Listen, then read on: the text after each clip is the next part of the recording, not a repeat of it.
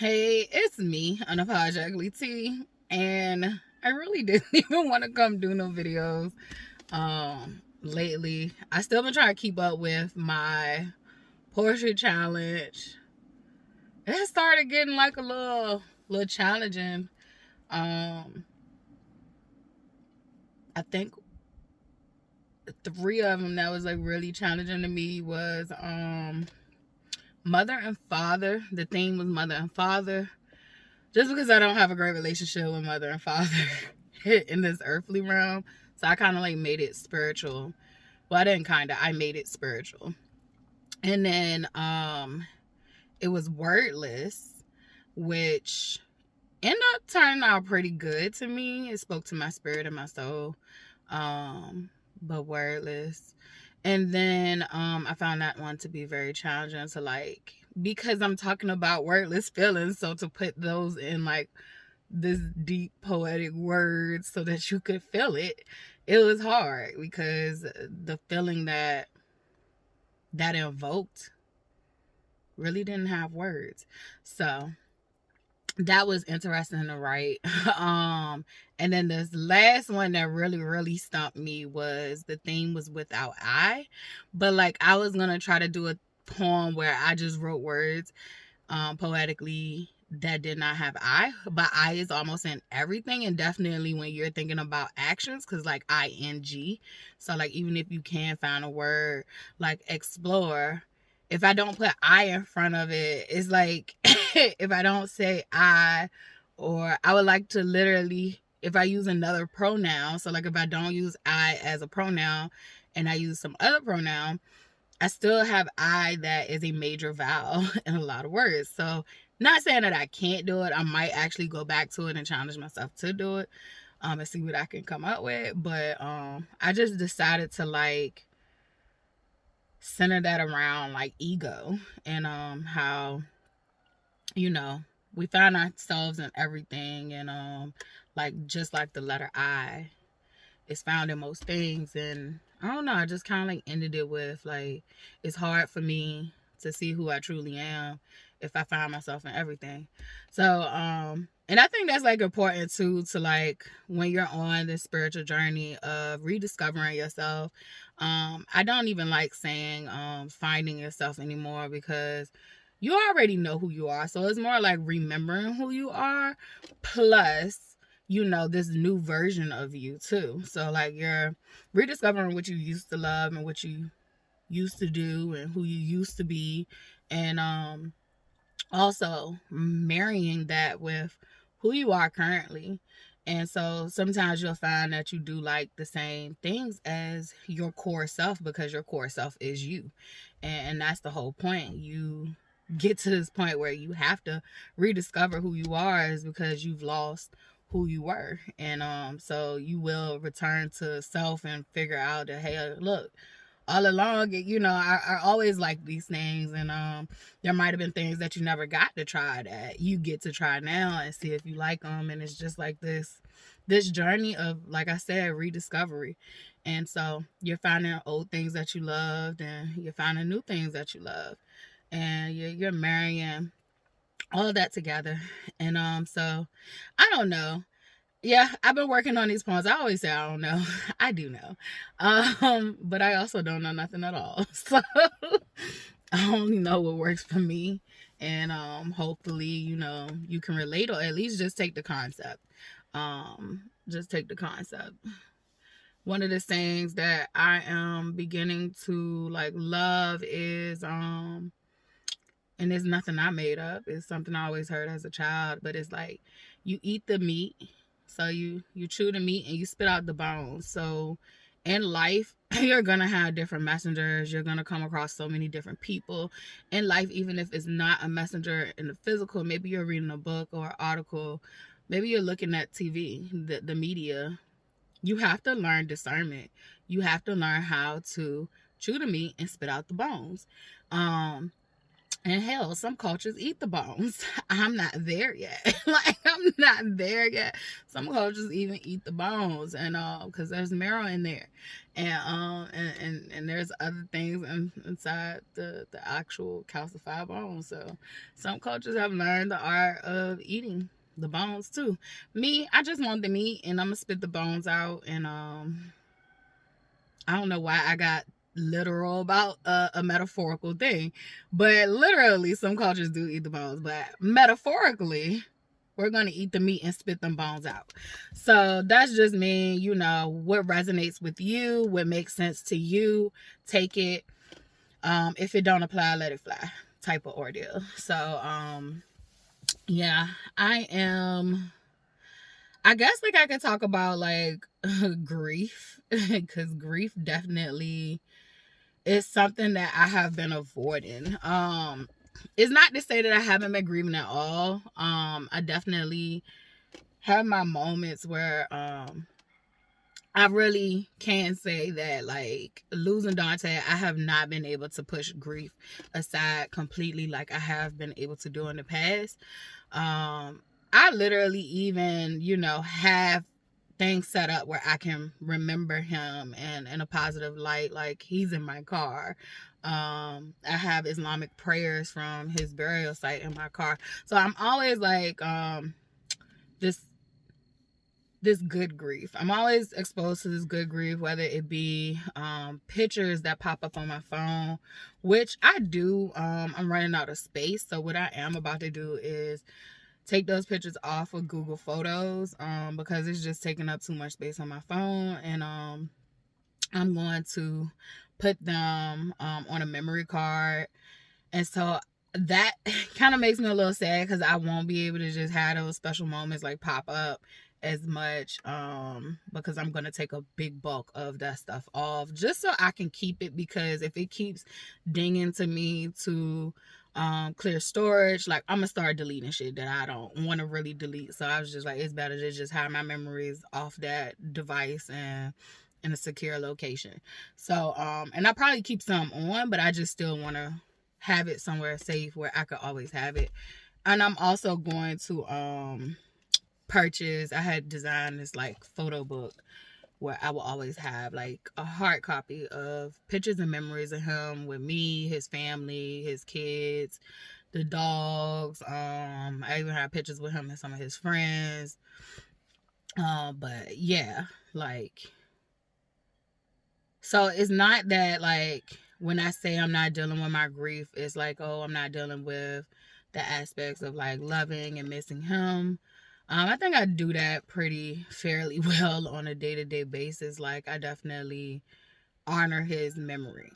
And it's not even a thing where I feel obligated. It's just a thing where I naturally feel like, you know, that's what it is. And I really feel like it doesn't matter who's in my life. I feel like if there is a person that God has designed and made for me, which I know that there is. So I have no problem with believing that. I have full faith in a lot of things that, you know, most people would have gave up on by now. But I'm not even just hanging in there. I'm at peace with, you know, waiting and healing myself and being honest with myself. Like, a lot of things I wasn't ready for another person. I couldn't even be honest with myself about my feelings and the pain I was enduring, and I couldn't verbalize, you know, what I was feeling and all that stuff. So I wasn't ready at all. And I definitely feel like I'm gonna leave that to divine timing, like, because that was another thing. Like, I wanted to force things. It's not in my control. Only thing I control is this person over here, this person right here. So I definitely was not ready. I mean, of course I wasn't. Like, I had just lost, you know, a partner, even though we were separated for a year. And so, like, the feelings was not the same, like, romantic partnership. But it was literally, I had spent 11 years with this man. Like, I definitely had lost greatly. And so, just embarking on that journey, of losing him, because I lost him before we even split ways. So like that was the whole reason I had to leave, was because the person that I fell in love with was no longer there. It was a peekaboo in and out. It was a peekaboo in and out. I'm sorry, my best friend just texted me and it was funny. So it was a peekaboo in and out, and yeah, so like the whole point of me getting to the point where like we were not together anymore. Like if anybody knew me and knew him, like I loved that man. That man loved me, and we loved each other to our best toxic abilities. We both were toxic, and I've said that from the beginning. It wasn't just him, it was me as well. I wasn't as toxic as him, but I was toxic. I had toxic ways, and I still do. Like, I think we all do. I think we all have some shit with us. And it's about being able to acknowledge that shit, being able to check that shit, and being able to work through that shit and not project it onto other people as if it's their fault. And I'm learning that. I am wholeheartedly learning all these new things. So I always said like me and him were very, very similar. We just didn't present that way. I presented in a way that I was like fully functional. Like I literally, you know, I was the college graduate. It's a lot of things like I don't even think he realized about me. Like I don't think he really realized like certain aspects of me. Because a lot of the relationship was centered around him having the problem. And so it just felt like a lot of people just judged the situation as if it was just him, when I have to take accountability and responsibility. I would have never been with him if I was okay. And that's the only way I could put that. Like, obviously something was going on with me too, that like I chose him. Women choose their mates. We can get tricked into choosing a mate too. We can get bamboozled. That's true. But like I wasn't bamboozled to a certain extent. Like he had some stuff, of course, but I chose him. The love that I have for him, like I would have dealt with whatever he had if he was honest with me. But there were some stuff that like he did not give me a choice. And so that's shame on him. And he's already like, you know, we had made peace with some of the stuff. When we had broke up, he was honest about, like I said, he would come in and out. So like when we broke up, he really had a hard time with that. And he would come in and out and talk about, you know, some of the things that like he went wrong.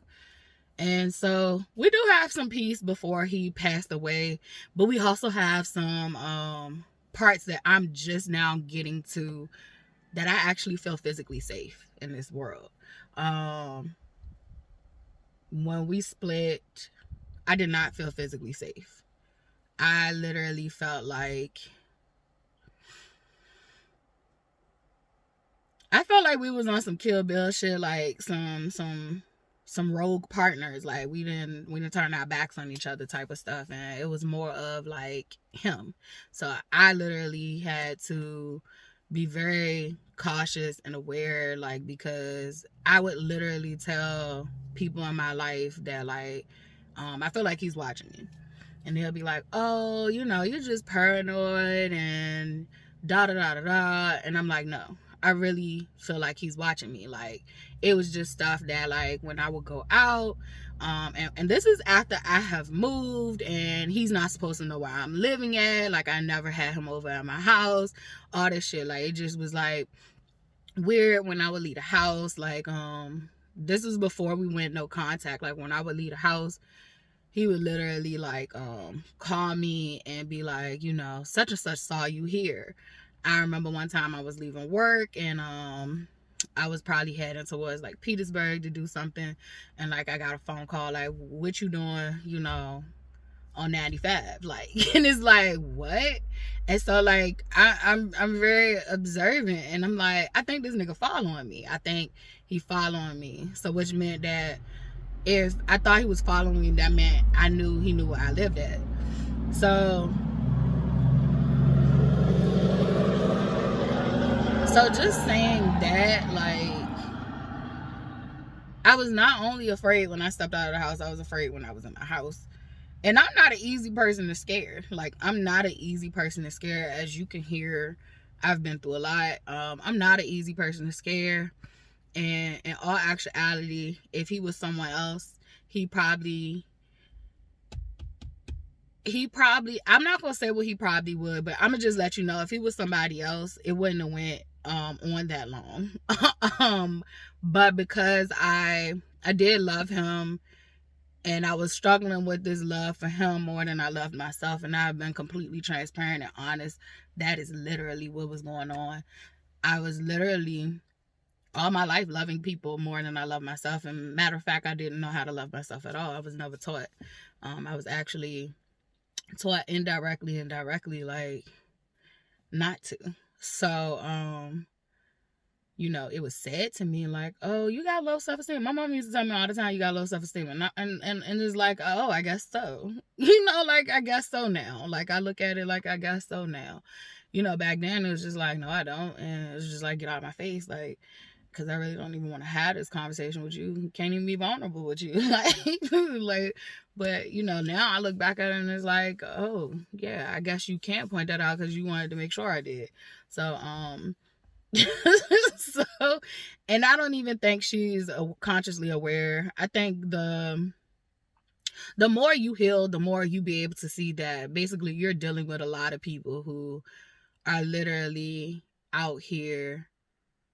Some of that shit they consciously aware about, and then some of it is just they do it so much and so often, and they have refused to heal, that is literally second nature to them. It's like this habit that they don't even realize that they're doing this stuff. And some of them, like, I y'all could call it crazy, whatever y'all want to. I really don't even care no more. A lot of people are struggling with possession. A lot of people out here fighting demons, and possession would mean that they're like full-fledged taking over. However, you know, I don't see a lot of those situations, but I have seen a lot of those situations, if that makes sense. I guess it's just because of the level of life I was playing on. The level of life and the people that I was dealing with. I guess maybe that, like, the environments I was in, you do get to see more full-on possessions. Like, it's like every day you wake up and you're just around people who don't have control of themselves. And I definitely was fighting my own demons. I was fighting my own demons. Now me and my demons know each other by their names. We understand. If they got to stay, they got to stay. If they was something else, they got to go. And but yeah, like, I'm no longer denying, you know, my shadow self. I'm accepting all parts of me and all that stuff. So, like, if he was another person, I don't think it would have continued that long.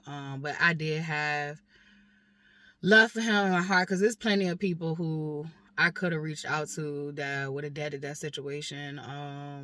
But I just didn't want, you know, anything tragic to happen to him. And I wanted whatever happened to him was on his own hands. So, but I did end up having to get the police involved, which I don't do police. So, if I have to do police, then that means that, like, it's a problem. So, well, let me reword that. I didn't do the police back in the day, but, like, now, since I don't want to fight anymore, you know, like, too much stuff. Some stuff I'm gonna let God and the universe handle that. Like, your cards just gonna be your cards. But, like, and then some stuff, like, if it's life threatening, you know, I'm gonna have to take matters into my own hand. And then some things is like, I can give you a warning with the police, and that's what I ended up having to do with him. I know he do not fuck with the police. And I've only had to call the police, and I say only, that was too much, twice too many. Yeah, that was a situation where his shit got out of hand again. And that was, like, early on in our relationship. So I guess I'm just venting out the dangers of our relationships today. And I don't think it should be any secret, because, like, it is a lot of young women and young men who are in these tumultuous relationships, where there is like these high highs and these low lows, and it's dangerous. It's very dangerous. I thank God that I'm still here. I thank God that I'm still here, because the domestic violence is real, and it comes in all kinds of ways. Most people only bring awareness to the physical. I have been very transparent and clear that my relationship, if you looked at it over the trajectory of the years, like, physical abuse was like very minute. It was very minute. It was some chances, some things that happened, and sometimes he was wrong and sometimes I was wrong, and I'm gonna leave it at that. But it was like very, like, if you look at the whole 11 years, I don't think physical abuse should happen at all in relationships that are healthy and loving. But I will say, for the abuse that I endured, it was financial abuse, it was mentally, it was emotionally, a lot of intimidation, a lot of basically like isolation, a lot of like losing myself. A lot of time when women or men, because that's another thing, men are in domestic violence relationships, they just don't tell. If a woman is hitting a man, if a woman is constantly abusing a man financially, mentally, emotionally, all that stuff, men typically don't tell.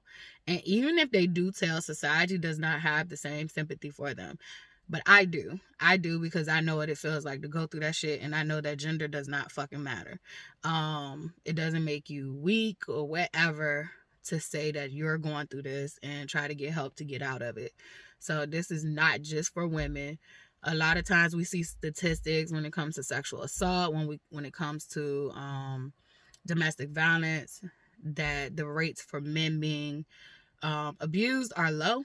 It's not because it's not happening, it's because it's not being reported. And it's the same with sexual abuse for children. It's not because it's not happening, it's because it's not being reported. Girls are more likely to be looked at as victims for abuse. I don't know why. Females, girls, we're more tend to be looked at for abuse than we associate men with being abused. But I have seen men be abused all my life, but they don't consider it abuse because they're men. So I'm happy that we're in this new earth where a lot of the veil is being lifted, and gender is a societal construct. What we're looking at is sexual organs and body chemistry. So male, female, sexual organs, body chemistry, that is what differentiates us in that area. But the gender norms and all that stuff, that's a social construct. And I'm pretty sure, back in the hunter-gatherer days, you had some women who gathered and some women who hunted. It was based on who was good at what. But today we done got down, made colors girly or boyish, like, and it's like, I thought God created all the colors, like, but we, I'm getting a little too far off from what I was talking about. I just don't like when we look at stuff and we look at males as not being victims as well. However, I can say in my relationship, I was more abused, way more than he was, as far as receiving abuse. More of my abuse was reactive abuse. And I'm not gonna even say like I haven't been abusive to people, period. Like, I think I have. I really, really know I have. But in a sick, twisted way, to me, it's like I'm reacting from past traumas. It doesn't make it okay. And that's period, because I think that's how, like, everybody's out here hurting each other, right? We're reacting from unhealed traumas, and we have to take accountability for that, and we have to do the hard work to heal. We have to do the hard work to heal. It is hard work. That's why people not doing it.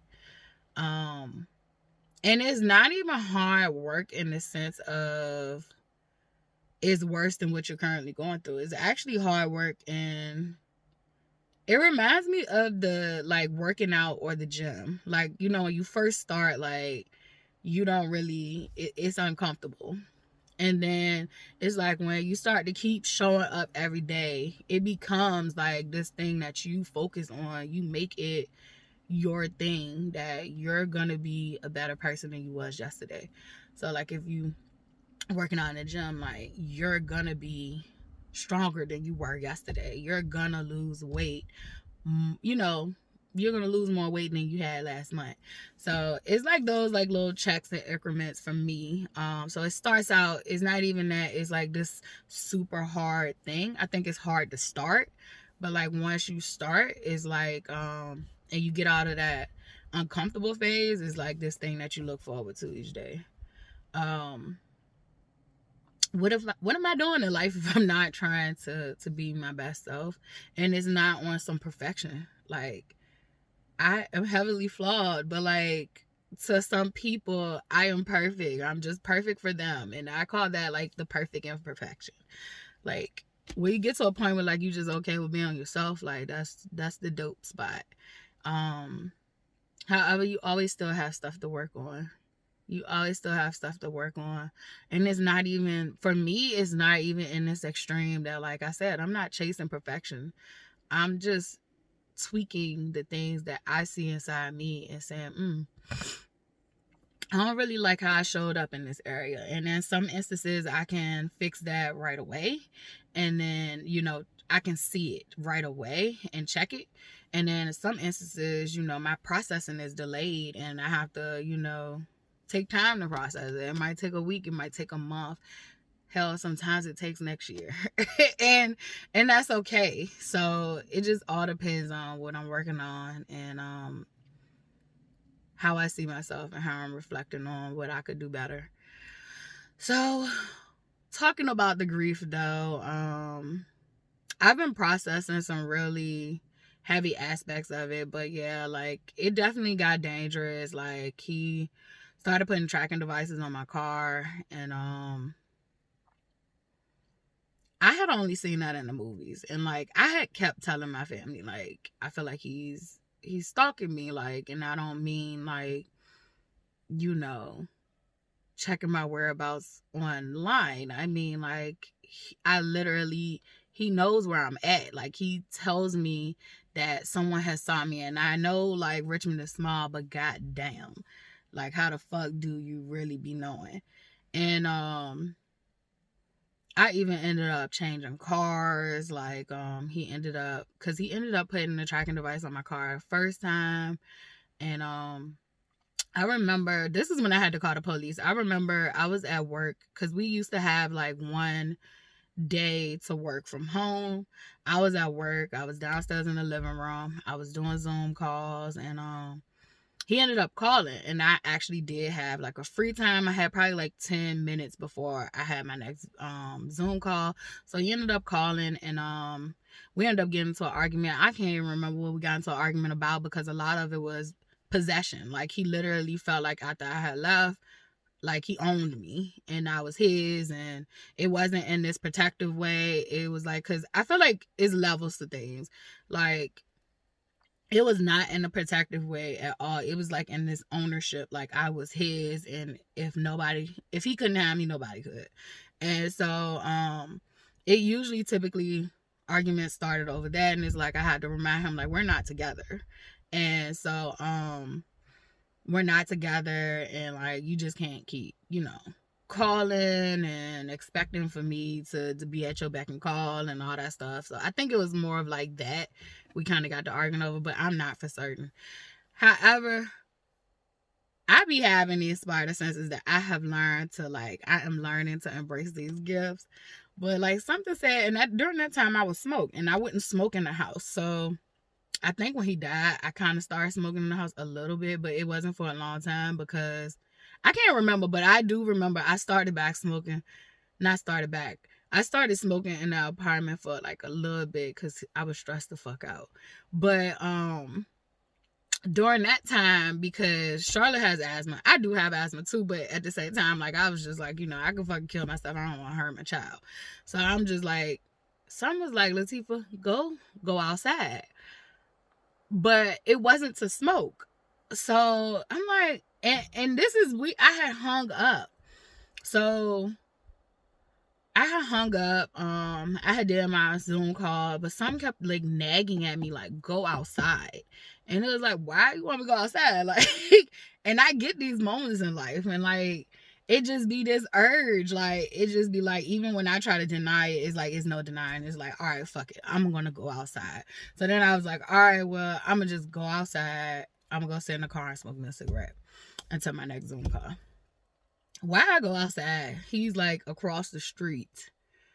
He's across, like, well, it's not even a street, because the way the apartment complex was set up was like, it was just a weird setup. So like, you could go straight this way, and that's kind of how my apartment was lined up, but it was like a dead end. And then it also had like a little cul-de-sac type of way where you could park, and there was apartments that way. And so he was parked over in that section, but it was like directly across from my parking lot. Like, my parking lot was facing that one. So when I came out, these little spiders love this car. So when I came out, you can sit right there, Spider, but don't get on me. I don't like you. So when I come outside, I automatically see him. I'm pissed off because of a couple of things. So his car, I had bought his car for him. But when I left, I let him keep the car, because I believe that, get out, fly. I believe that gifts are gifts. And so I never tried to take anything that I had bought him as a gift. He did try to take my shit, and it was really petty, and I didn't like it, because that's just how it had turned out in the end. But he did try to take back gifts of mine. Like, I had a diamond bracelet that he had bought me, and I don't think his intentions was to take it, because actually the clamps on it have broke. And we had like a, warranty on it. If anything happens, it can get fixed. So it was in his name and his account. So he had to take it to get it fixed, but he just never gave it back after we broke up. Like, I even would ask for my bracelet back, and he never gave it back. He would try to use it to get me to come over there, and I was like, I'm not coming over there. Like, we can meet somewhere, you can give me back my fucking bracelet. But then it just got to a point where, like, I'm not meeting you anywhere, psycho. But that's just how I felt about that situation, because that's real and raw. But so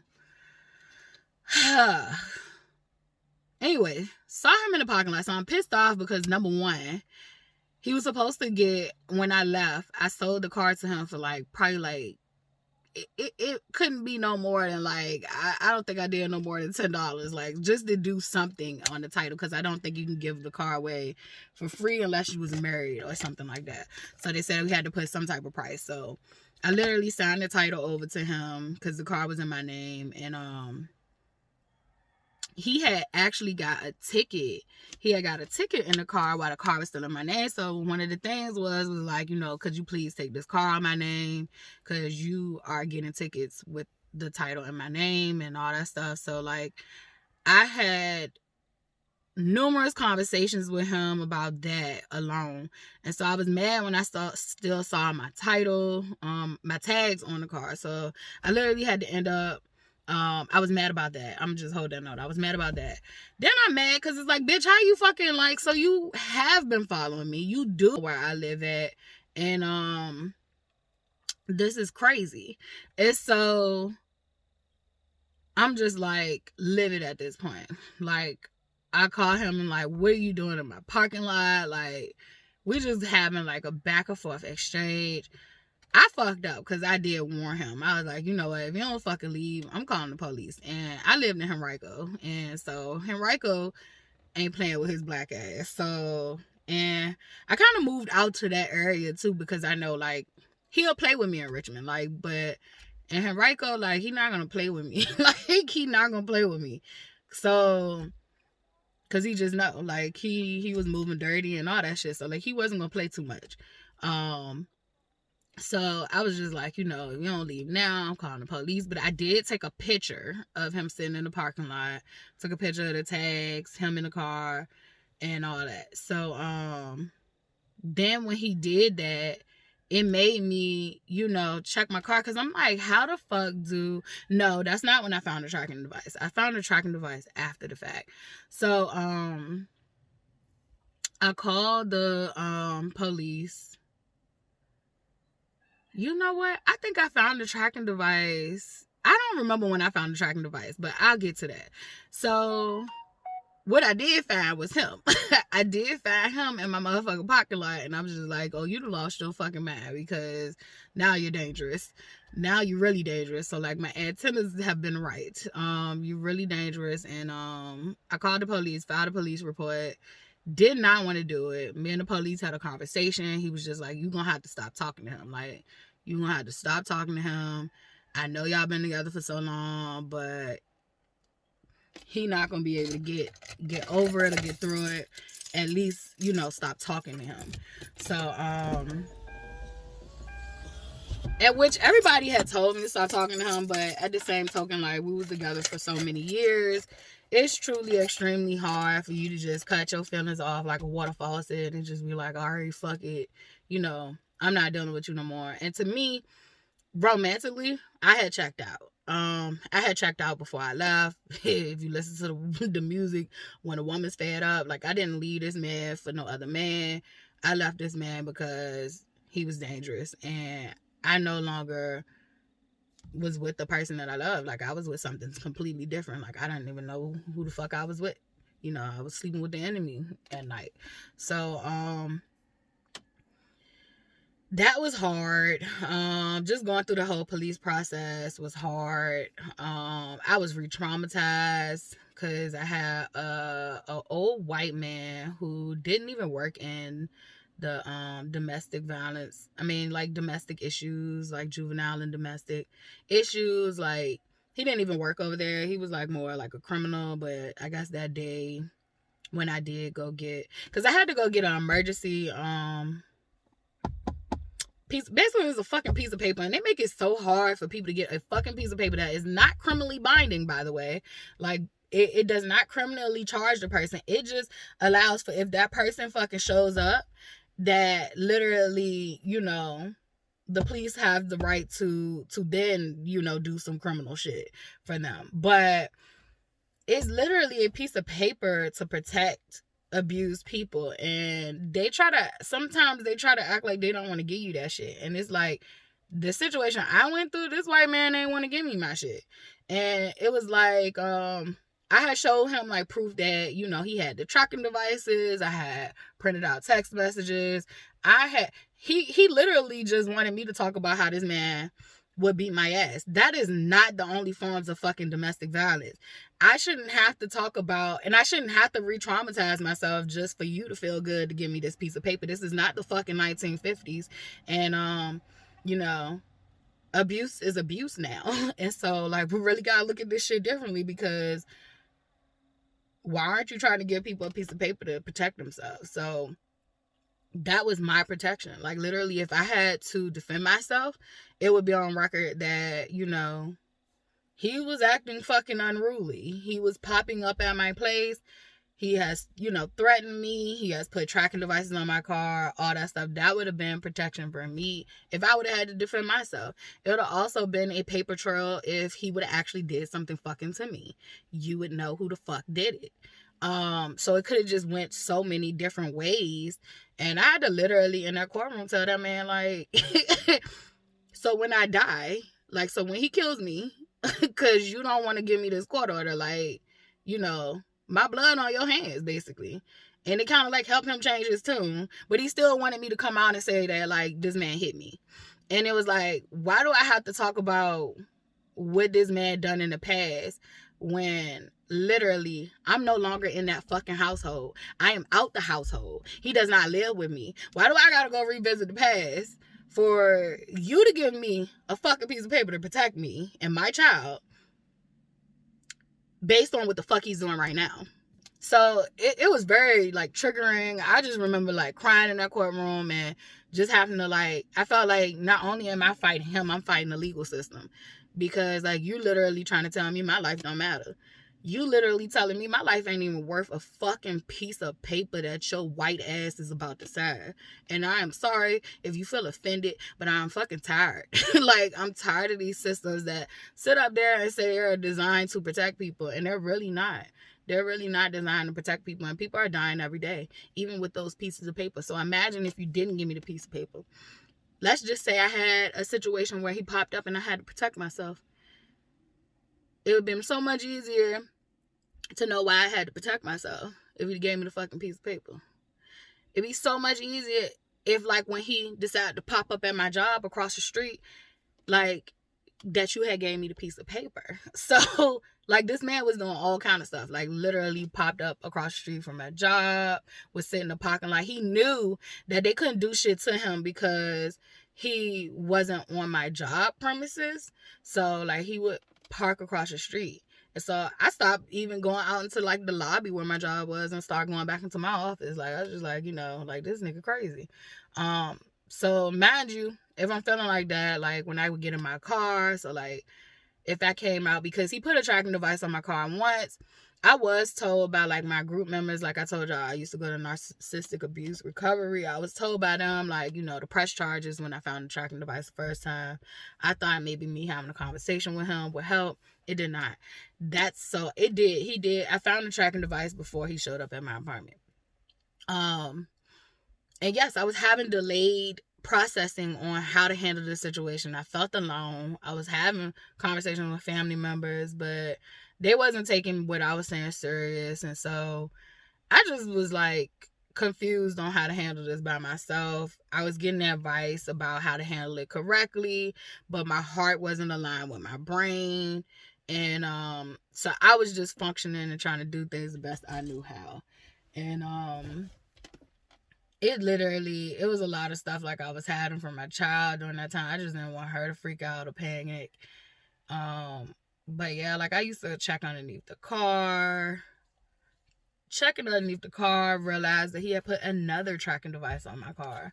And it's just like the second time I went to court, I had a woman, and she gave me it right away. Hold on one second. Yeah, so literally it was awful. It was awful in the end. Not only was he coming to my job, sitting in the parking lots, I had my niece. My niece came up to my job. She has done this to other family members too. Like, I know she did it to her sister, where she had to get barred off the premises, but she came up to my job. And not only came up to my job once, she came up to my job twice. The only reason, like, I know what she was trying to do. My mom knew what she was trying to do, like, but the people at my job don't know her. So they really didn't know what she was trying to do, but she was trying to, like, ruffle my feathers. So, like, she tried to come up to my job. And yeah, I have a very toxic, like, family, but she came up to my job twice. And I do know that they were in contact because his cousin, I think, and her talked or whatever. And sometimes I actually think that they might have, I hate to think that because I don't have no proof, but once again, the antennas and the spider senses was going off, that certain stuff that my mom would talk to my niece about would get back to him. That let me know that, like, them two was talking, at least. But you put two dogs around each other, you know, stuff gonna happen. So I be thinking so, because it wouldn't be the first time. Literally, she started coming up to my job too, and it was like, why are you coming up to my job pretending like you trying to go to school or whatever? So anyway, I can't speak on that too far, but I do know that, you know, she would try to come up there on the days that he thought I still was working there, because I used to have, like, Fridays as my stay-at-home day, but then they ended up changing them to where I stayed at home on Mondays. So she would come on days where she just thought like I was in the building, not realizing like my work at home schedule had changed. And then I know another day she tried to come, and I had actually talked to him, and I think I had actually talked to him, and she tried to come up there, and I was at another job site. So like, cause my job had flexibility where like I would be here, there, and everywhere. And so because I worked for VCU, but I was housed at this place, and then not I worked for VCU. I worked for the Mellon program at that. I used to work on the VCU and the things, but like it just, that's what my job is confusing, because like it all was like we didn't really separate it. It was like all one big thing. And so so I would be sometimes at another community college, and sometimes I would be at VCU. Sometimes I would be at the system office. Sometimes I would be just different places. And so she came up there. She did try to like get a little funky with the front desk person. I was kind of pissed off because like when she came back there to my office, like anybody know her, they know she's full of bullshit. It ain't defamation, it's the truth. It's like it's the truth. Very off. So very off. Very, very off. But she came in there, and then she like saw, like my name at the door of my job, which I had to ask when I was gonna get that added on to the door, because I didn't get that right away. Anyway, I'm having trauma around the job.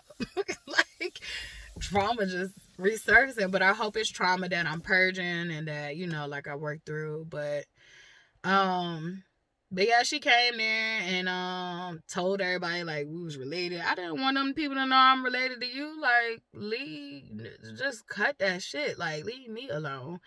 But yeah, like calling my mom, letting her know she had been like, it was just like a lot of ruffling, trying to ruffle my feathers. And so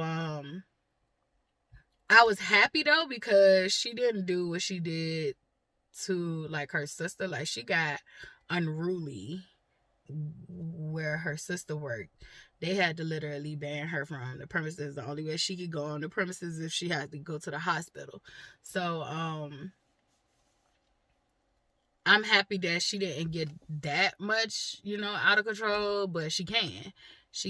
And but I think like the front desk person handled the situation well with her. So yeah, she just kept trying to call me as like, and I'm just like, I don't really fuck with you like that. Like, I haven't really fucked with her. Only reason I was dealing with her was off the strength of my mom. My mom kept pushing family and family. And I just was like at a breaking point though. Like, I'm just tired of this shit. Like, when he died, that was another eerie thing. Ugh, life for me is signs and signals and synchronizations, because before he died, like, we had just came off no contact. Like, I decided not to continue the protective order because he had calmed down. He wasn't he wasn't fucking with me like he used to, and it was like great, and it was like maybe he just needed some time to like accept what was happening and like all that stuff. And it was just a lot. It was a whole lot in that situation. Like, it was a whole lot. So I don't know. At the end, I do remember, like, this was November.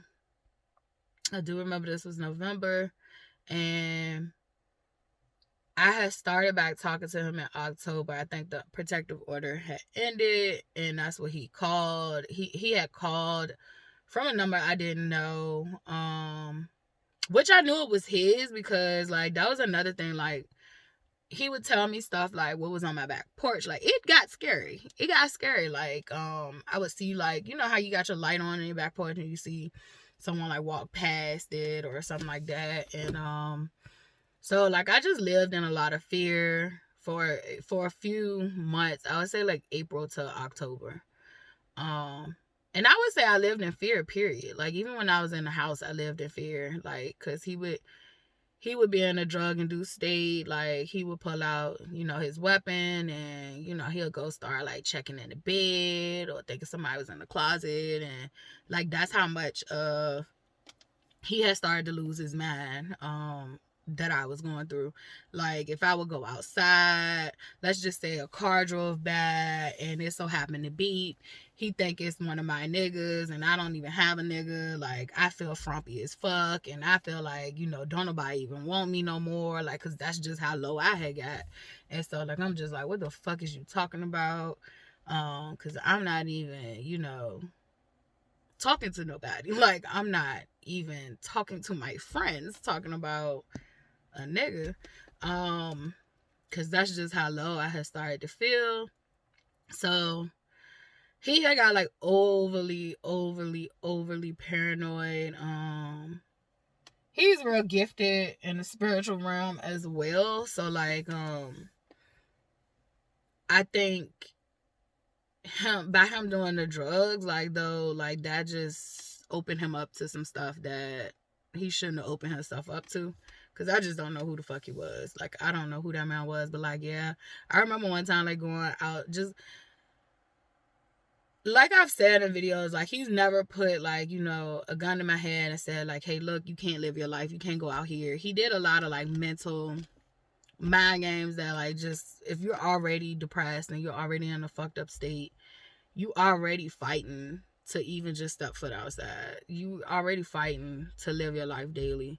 And he just would do things like he would make it complicated. Like if I was going somewhere, like it was all these questions. To go outside and stand on the porch, I was up to no good.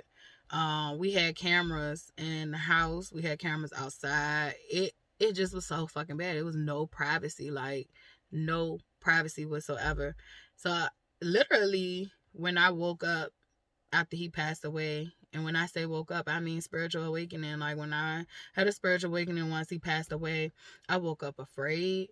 I woke up feeling like people were out to get me. And there was some people who literally were out to get me. But I think I was like very extremely afraid when I didn't have to be, because just like God protected me from him, God will protect me from anybody else. And so but I felt like I was being attacked spiritually, in which I was, but it's just coming to the point where like knowing that you are protected and knowing that like I'm really unfuckwittable. Like, so just being safe and secure again, being safe and secure in my body, being safe and secure in this world. I also felt like I was always being watched, and a lot of it I reflect back on, like a lot of it makes sense because a lot of it was happening to me. It wasn't just making it up. It was residuals from what was actually happening to me. And I definitely do have like this fucked up family too. So I wasn't, too far fetched of, I'm being attacked when literally you can't trust your own mom. So it's been a journey. When I say this, even by telling you all of this stuff that was happening with him, I would say that with all that stuff that happened with him in the end, nobody has treated me any worse than my family has, my blood related family, or close family friends. Nobody has treated me any worse than them. So saying that, I have been so focused on healing that stuff that a lot of times when grief from him come, I only be wanting to focus on the good grief, the pleasant stuff. And it's like now I am getting to grieve. It's like I've grieved the little girl who loved him and probably loved the little boy in him. Ain't no probably, she did. She loved the little boy in him. I'm grieving. No, I've grieved her, and excuse me, I've done enough to make her feel secure and loved and trust what's going on in this body, and coming back to self and trusting myself.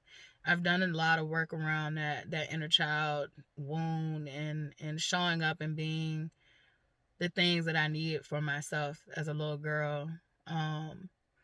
And then it was like once I started working on her, and then it's like, oh, it's this angry teenage bitch that lives in there too. Like, you can't forget her, and like the bitch is crazy, and she don't mind me saying this because it's the truth. Like, shawty crazy. she's she's a little, I think she was created out of, I'm tired of putting up with this shit. Like, I'm tired of putting up with this shit. Like, enough is enough. I'm already taking all this abuse and chaos and confusion from the household that I live in. Like, I'd be damned if I'm gonna take it from the world. Like, I'd be damned if I'm gonna take it from y'all. So, like, she was very angry. She showed it. And she just didn't give a fuck anymore. Like, she had no fucks to give. And sitting with her, it's funny. Like, it's funny. I think that part of me is literally, that's the real nigga. That's the hood nigga. That's the real nigga. That's the one that ran the streets. That's the one that treated niggas like niggas treated women. And that's the one who didn't put up with nobody's shit. And that's the teenage version of me. Like, and I'm talking about, like, can't get into that 15, 16 age range. But yeah, she got to see a lot of things. She got to shake a lot of hands. I think all parts of me have shook a lot of hands, and I call that networking. You shook a lot of hands, just basically meeting a lot of different people. I think that's something beautiful about myself, though. Like, I've never had this thing in me where, like, I was snooty. Like, down to, like, any homeless people, any types of people in this life. I was always open to speaking with, talking to, and gaining perspective from. Sometimes it is best to gain knowledge from people who have fallen. They definitely let you know what not to do, and you don't have to look down on them because your ass could be next. So I literally have enjoyed that aspect of my life, that, like, I'm not one of those people that just, like, turn my nose up at people. I hate those type of people. Like everybody should stink but they own. So, but I like that. Like, yeah, like, inner child me met so many people, touched so many lives. Teenage me met so many people, had so much fun, was into so much shit. But she got to live. She almost didn't graduate high school. And it's funny because young adult stuff went on to have 3 fucking degrees. Go figure. Like, go figure. Because teenage stuff said, fuck all this shit. Like, I will flip all this shit over. Like, teenage stuff said, school is stupid. Like, I don't have to go to college to be successful. Literally, I don't have to go to college to keep learning. I remember sitting on the floor reading books and learning. I remember even watching TV, depending on what type of TV you like to watch. You can learn. I grew up watching a lot of documentaries and shit. Like, you can learn from that. You can learn a lot of different, you get outside and you can learn, because a lot of the college-based stuff is not really good anymore, because as soon as you graduate from college, most jobs require that you have experience, but you've been in college the whole time. So where I'm gonna get the experience? So you gotta fix those way of thinking. I don't know, like that whole thing. Like, teenage me has saw all the bullshit in the world. Little child me has saw the bullshit, but with little child me thought, like, love could heal all. And then teenage me was like, fuck these people, fuck these places, fuck these things, fuck everybody. Like, fuck it all. And then it was young adult me who literally, I was at that cusp before I got pregnant. I was at that cusp of like teenage me. It was like she not fitting in this world where I want to go, and it was like, but where do I want to go? What do I want to do? Like, I was lost, and I was definitely lost. So that was probably by like age 18, just feeling that like lost feeling and just not knowing what the fuck. So I think it's good to say I probably felt lost a lot of parts of my life. But there was an extreme feeling of loss there. Then, I lost a close friend, like from the car accident. I ended up becoming a mom. I ended up losing my sister. She got murdered. Like, so I just was on, when I was a young adult, I had faced all these different traumas, and it was like, all right, well, I'm losing all these things, and I'm had to have something. And so, just buckling down and just not wanting my daughter to feel like because I had her that I gave up on my dreams, and just not wanting to teach her that craziness. Even though I do know back in a certain time, literally women were not supported or accommodated enough to have children and follow their dreams. But it's like, I wanted to be able to show her that you don't have to like give up on your dreams. Just because you have a child, you can still be a mom and have a career and all that stuff. But once again, I was not loving myself. I was putting her before myself. I was putting school before myself. I was putting work before myself. I was putting all these things, being a daughter, before myself. I was doing all these things and putting them before myself. And then I met Dante, and it was like this breath of fresh air. And it was like we started out, where it was like, it was reciprocity in a sense. Like emotionally, it was reciprocity that I needed. Emotionally, it was finally like somebody I could talk to, and they could talk to me. And it started out like that and transpired into something, else. And I literally could say like we were friends first. We were literally friends first. Like I would talk to him about who I was seeing, and he would talk to me about who he was talking to. And like feelings did develop eventually, but I didn't even see him like that at first. I just saw him as somebody I could feel safe with. And typically I do feel safer with men to talk about. It's a weird concept. I think it's more of like, emotionally, I never felt safe with my mom. And I think growing up when I was a kid, I literally had a lot more male friends that I felt safe with than I did females. Like, I found that females would take your business and talk about your ass to somebody else. So, like, I just never really felt safe with sharing what was going on with me with females or guys either. But I shared more with the guys than I did with the girls, because the girls would carry that drama to the next bitch, and then like everybody know your business. And I wasn't that solid in myself that like, I wanted to let everybody know my business. But whatever I would tell would be okay to tell, and whatever was a deathly secret remained in hell. So yeah, I don't know. It's just this odd thing where, like, typically I would feel safer with a male presence than I did a female. And I don't know. Maybe it's the mother wound. Maybe it's being scarred by, that teenage. And even in elementary school, like, girls are not nice. Like, I don't know what's wrong with females. Like, why are females so fucking catty? It's like I grew up and I was so loving and trusting. And then it's like, you literally have a bitch snake your ass. And then I learned to be snaky. And because I already learned to be snaky from a goddamn family. And then I got to learn to be snaky with you bitches too.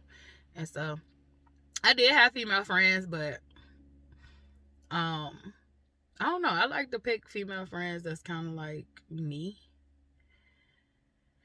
Like, so I don't know. And I did have some female friends that picked me, and to this day, it didn't work out right. Didn't work out right. But the friends I picked, I did a good job. There's lasting love there. Um, but yeah, lots of trauma been coming up around Sir Dante and young adult, you know, Latifah. I like to call her Cherie because she was so sweet. She was very, very sweet. Too sweet, little doormat. Teenage me, that's my dog. That's my nigga. Like, that's my dog. We just need to control her temperament and she be okay. But I love her. That's the protector.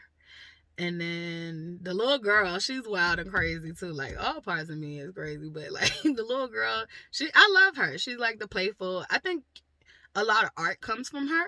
A lot of art comes from the little girl in me. A lot of the playful art. I think like the other day I drew monsters in the closet. I drew monsters in the closet, and then I had like all these like signs of like, I forgot, like it was just different words written, like, you know, monsters are real, but they don't hide in the closet, they hide in the house. And then there's like this silhouette figure of someone peeping in the child's room. I definitely know that came from my inner child. Like that definitely came from my inner child. Cause it's like, why would you and I do find that like when sitting with myself, like she doesn't have always words. It does come in pictures and drawing, and it's like real more primitive speaking. Like it's not primitive speaking, but primitive ways of expression, because she speaks well, and she's really sweet and kind when she does speak, but it's like I feel like she gets her rawest emotions out by drawing, and it's like those types of drawings. And then I feel like young adult stuff loves the pictures and the words. So like when I did the lotus flower, I really feel like that was like my young adult stuff coming out. Teenage stuff, don't all she like to do is spew. Gotta get her to be assertive. Be assertive. She's aggressive. Like she like to talk with her hands. Like that's how she expresses herself. And I was thinking about like maybe getting into like some boxing or some type of like physical activity to get out that anger. To get out that anger in a positive way. However, I don't have the freedom, the financial freedom to do that yet. So like right now, I really do that just by sitting with and talking to myself and praying to God about what you know, I would like heal. Also giving God like giving God free range to heal things in me that like maybe even I don't see needs to be healed or needs to be upgraded. So relinquishing control. But yep, I found myself sitting with teenage self and then sitting with young adult self, which would be my most recent self. My most recent self that I have left, I would say outgrown, that I have outgrown. And most people would say like you lay those pieces of you to rest. For me, the way I'm working it out is my inner child stays, but the toxic stuff that happened to her does not. It doesn't mean that the things that happen go away. It just means that the behavior she learned to protect herself or not protect herself, just the behavior she learned to cope with the life she lived, they get tweaked and they get healed and they get, you know, she gets the reinforcement of love and protection that she should have had when she was a little girl. And so she doesn't go anywhere. She gets love and she gets to stay and she gets to express herself. She gets to come out and play. She gets to do all these different things, but it's just not wild and chaotic. We work as a team, kind of like, if I could put it into words. I don't know who this makes sense to, but it just makes sense for me. So then I've been working on teenage stuff, and that is Miss Attitude. That is Miss Fly Off the Handle. That is Miss I Will Cuss You the Fuck Out. That is Miss who the fuck you think you playing with? that that child. That child had to show up and be her own protector. And that child slept with a knife underneath her bed. Like, that child has stories to tell that memories are still resurfacing, and sometimes she tell me you don't even want to remember. So, because that was a frustrating thing to me, like when memories would pop up and it was like, why the fuck wasn't I remembering this, and how did I forget this? And it was like, some of these things you ain't remembering because they're too horrific. They are fucking horrific. So I literally am okay now, where I'm not trying to dig deeper and have the memories just for the sake to prove that something happened. I trust myself. I trust the memories that did resurface. And I really don't care about, that's a thing I learned during this journey, is not caring about proving myself to anyone. There's nothing I need to prove at all, and it makes life a lot easier when you just live it that way. So I literally have accepted, like, I don't need these harsh memories, all of them. I have enough. We can heal and move on without them. I know enough and I don't want to know anymore. But yeah, just tweaking, not being aggressive. I can still protect myself and not have to be overly aggressive. I can literally, it doesn't mean it's going anywhere. It's still in there. Like, it's still in there. But having balance and knowing when to use that. Knowing when to use that. Very rarely do I need to use that. Just knowing that I can use my big girl words. I'm not in the streets fighting anymore. I'm not around a certain group of people anymore that I have to express myself certain ways like that. So sitting with my adult self has been the one that I think I dreaded the most, just because there was a lot of shame and guilt around who she was. But there was a lot of strength and beauty in who she was. She never gave up on shit. Like all parts of me, never gave up on anything. But she didn't always have that protector over herself all the time. And so that meant she had to eat a lot of shit. And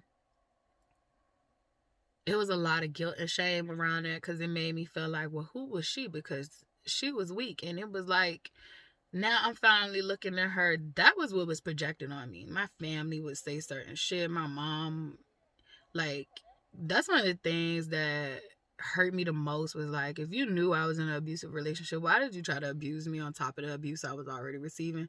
Like, I got called all kinds of stuff just because I decided to be with him. And it made me not tell. It made me not talk about what was actually going on in the end or any times of it. So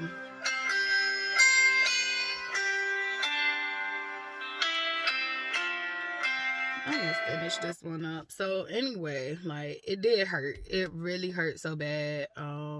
But it also allowed me to see that this is the type of relationship I had with her throughout the childhood. It was like, when I did what she wanted, it was fine. But when I didn't do what she wanted, I was a piece of shit. So literally, out of that whole entire life, the only thing she could nitpick about was the boyfriend I had, and she did it. She went in. She stuck her claws in. So if I was having a bad day with him, I was having a bad day with her every day. So that meant I had double the bad day. And I was having a good day. I was having a bad day with her just because I was with him. So I couldn't even share that I was having more good days. Like, she didn't know that we had good times. She just assumed, like, she literally, when I woke up, she told me I was being prostituted. And I was like, what? I was being a prostitute. Like, she was filling my head up with crazy ass shit. And I was like, what? And she was like, yeah, because you said he said this. And I was like, what? I was like, I really had to like sift through and go through like memories and be like, what are you talking like? So there are certain stuff like I have to be careful with, because sometimes like stuff was being filled in my head and some of it wasn't. So, and that's just in all of my life. I have to use discernment of what was real and what was fake. And bunch of bullshit that I had to go through. But sitting with that girl, I learned that a lot of projections about who you were and who you are were false. And you were strong. You were a boss bitch. You was bad. You had the baby. You was a mom. Like, you wasn't just a part-time mom. Like, you was a mom. You was a full-time mom. You was a full-time this, full-time that. And the reason you was able to be that is because you wasn't able to give to yourself. And because if you would have had to give to yourself, all of the other stuff would have probably fell apart. You'd probably only be able to be a mom and love you. And that's where we are. That's where we are. I'm able to be a mom, and I'm able to also love myself. And that's number one. And whatever don't align with that doesn't get to stay. And that has been beautiful. Having boundaries, setting them.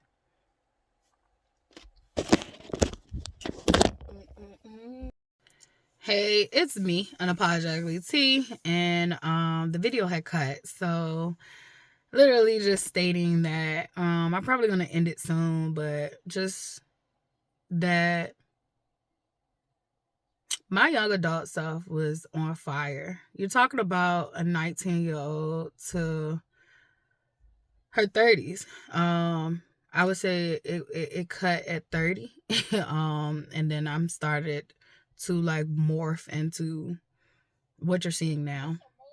But 19 to about 30, she literally was badass. Not many people my age can say they did what I've done at her age, and had all that weight and that pressure on them, had all that toxic family, had all the toxic situations,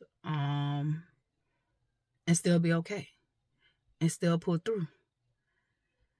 She did have lots of mental health issues and things going on, and she kept her faith, and here we are. And so to all parts of me who had to be who they had to be, like, I give you love, grace, patience.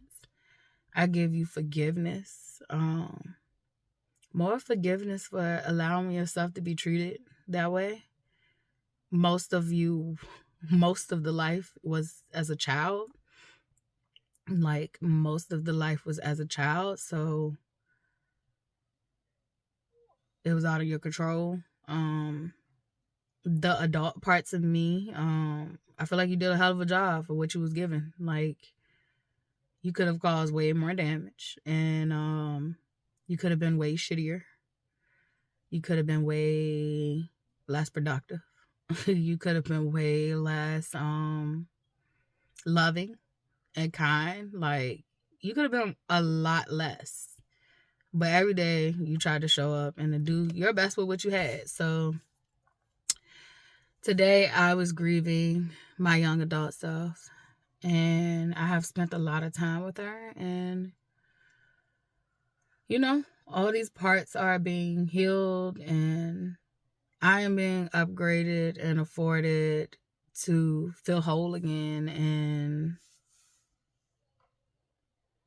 it's funny because when he passed, it felt like I did retrieve the parts of me that needed to be retrieved, but it was still like I had these parts, they were unhealed. So, like, no, I wasn't feeling empty, but like I used to, but they were unhealed for sure. And it's like I have been doing this work of healing the parts of me that loved people who didn't love me, that chased after people who didn't love me, Healing the parts of me that act out when people love me because I'm afraid. That's teenage self. Teenage self is scared to death to allow love in, because to allow love in from people who pretend to love her or that actually do love her feels dangerous. It feels like a liability to love, and just acknowledging that and working on that. Like, love scares the death out of teenage me. Love scares the death out of upgraded me. I've been through a lot. And just working on, like, love is not a distraction. I keep telling myself that. Like, that poem came to me. But love isn't a distraction. Love will always send you back to God. Love will always send you back to yourself. Love, and you know, I said God for me, but like whoever you believe in, it'll send you back to that source. It'll send you back to you, your source. Love, real love. I don't care who you have it with, whether it is with a friendship, your children, yourself, a partner, whoever. If it is real, genuine love, it will always lead you back to yourself. It will not take from you without giving. It is reciprocity in love. It is so much. Oh, that was so beautiful. That was a raven. Protection. So yeah, that's where I'm at. Like, I'm just learning to, now that I'm learning how to love myself, learning how to receive love without pushing it away, without running from it. like literally, I would be in phases where it's like, I really want love. And then it's like, you know, God will give it to you. And then it's like, but I'm not ready yet. But then when it's like gone, it's like, but I'm ready now. And it's like, but I'm not ready yet. And it's like, now it's just this peaceful place of, when it comes to love, I'm learning. When it comes to receiving, I'm learning. And just being transparent with that. Not saying or being in a space where I'm telling myself that, like, I'm ready for it. I don't know if I'm ready for it, but I do know I've done some work that I can grow in love. I can grow in receiving. I can grow in all these positive things. Like, I'm growing in patience. I was impatient as fuck. Anxiety, time. Oh my gosh. Just rush it. Speed it on up. And it's like, I'm growing in these things. So once again, I'm not chasing perfection. I don't know what ready looks like. All I know is that I am actively showing up each and every day for me. Lately, I have been resting. And learning how not to have guilt around that, and just learning how not to have guilt and shame, period. Like, it is a counterproductive thing to have. I'm almost sure it's an attachment instead of actual feelings, because I could take accountability without beating myself up. I can have self-awareness without beating myself up. I can have empathy for other people's feelings without beating myself up. I can make amends without beating myself up. So I'm just still trying to figure out why this guilt and shame exists. I definitely think that is the colonizer ways. All I think about is Cersei in the middle of the street and everybody throwing rocks at her and yelling shame. And it's like, you doing that ain't gonna make her change. Like, you doing that shit ain't gonna make her change. Guilt and shame does not belong in me. You can have it. I don't want it. And if you don't want it, you pass that shit on someone else. Cause I don't want it. I don't want it. God, take it. Take it away. Cause I do not need to give myself lashes. I don't need to beat myself up. And baby, I have beaten myself up for years. And it has gotten me nowhere. But abused physically in this 3D world. That's what it got me to put myself in situations to think that abuse was okay, because it was normal for me. I was beating myself up. The people that love me was beating me up. So I just thought, like, it was all right. It's not okay. So I think I'm gonna end here, and I'm actually gonna go in the house and feed myself, nourish myself, take care of myself. Oh, this full moon has been a release. It's like I'm very in tune with these moon cycles. Oh, I be forgetting that. Like, I had forgot it was a full moon coming. Like, I had seen it. Like, it's a pink moon. It's not actually pink, but they call it pink, and it's just like, but you can release this and release that. I won't even that into this one. And Lord and behold, I think it started on the 13th, but it started to like really, really kick in and hit me that like, oh, you gonna purge. You gonna purge this. You gonna release this. You gonna get this out. And so that's what I be doing. I be in here sitting with self. Gotta take time to sit with self. If you don't, gotta isolate you. And you ain't gonna have no choice. Take it from me. Gotta isolate you. You won't have no choice. Like, you have to sit with self. And I don't mean sitting with self is when you get off work on the weekend, you come home and you binge watch TV, or you read that good book you want. That's more of like, doing the things you love. Sitting with self is actually having these conversations with yourself. Talking with God, talking with your spirit squad. Because for me, it's a team. It's a team that has been helping me. It is a team of earthly angels who pray for me, who have been there for me in times of need. It is a team that is spiritual, that has been getting me through. I definitely want to thank my spiritual team for getting me through hopelessness. Hopelessness is a place of nothing is ever going to get better. There's nothing you can do about it. Everything is shit, and there's nothing you can do about it. It is a symptom of depression, which I'm starting to think all these mental health things like are spiritual things. And that's my take on it. And of course it would be, because I'm deep into spirituality, but I also don't want to take away from people who currently are chemically imbalanced and need to have medications and seek medical help. But I also want to let other people know who are not on that path, that there is holistic help and a different way to view these things. Some people will call me schizophrenic because I hear freaking voices, and I admit to hearing voices. I admit to speaking to the dead. Like, they would label me literally a schizophrenic. And for me, spiritually, I speak to the dead.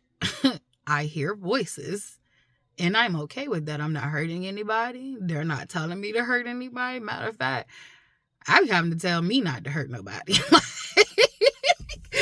So I just say that, like with love and grace, like I've probably hit a lot of those, what is it, DSM? I don't forgot the acronym for it, but those mental health diagnoses. It's like a whole book.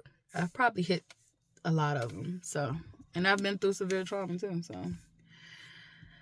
one may argue I'm riddled with mental health issues, and another may argue that I have beautiful gifts. I'm going to go with I have beautiful gifts. So, bye, y'all. I thank God every day for my growth, for delivering me from the place that I was in. And I'm just going to keep on this journey. You keep on yours. You got this. We all have different paths. Some of us are on the same paths, but we still have different stories. We're all going to the same place, hopefully. Hopefully we're all on the path to go to the same source. So that's where I am. I love me, and I also love you guys as well. So keep on with the hard work you're doing. You got this. I got this. I got this. And I'm gonna continue on this journey called life.